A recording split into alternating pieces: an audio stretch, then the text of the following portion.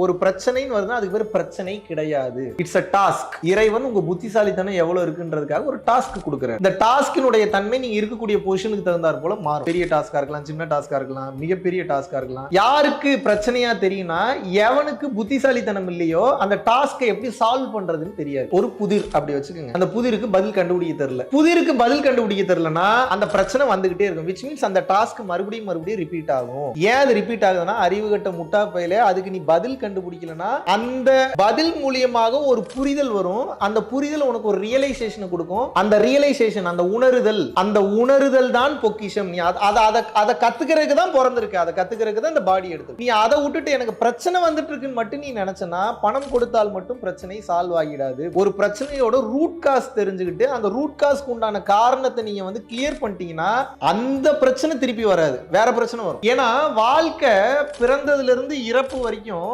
உங்களுக்கு ஏகப்பட்ட சீன்ஸ் எழுதிருச்சு. இப்ப அந்த சீன்ல நடந்தே தீரும். உங்களுக்கு ஒரே வழிதான் இருக்கு, எம்ப்ரேஸ் பண்ணிட்டு தயார் நிலைக்கு தைரியமா வந்துடணும். ஓகே, அதை நான் பாத்துறேன். ஒவ்வொரு பிரச்சனையும் வரும்போதும் அந்த பிரச்சனைக்கு சொல்யூஷன் கரெக்டா என்னால சிந்தித்து தீர்மானம் செய்து முடிவெடுக்க தெரிந்தால் அதே பிரச்சனை மீண்டும் வராது. ஒரு 1 ஹவருக்கு மேல லென்த்தி வீடியோவா www.paramporulfoundation.in அப்படின்ற வெப்சைட்ல தாராளமாக நீங்கள் அந்த வீடியோ பார்த்து தெரிந்து கொள்ளலாம். நன்றி, வணக்கம்.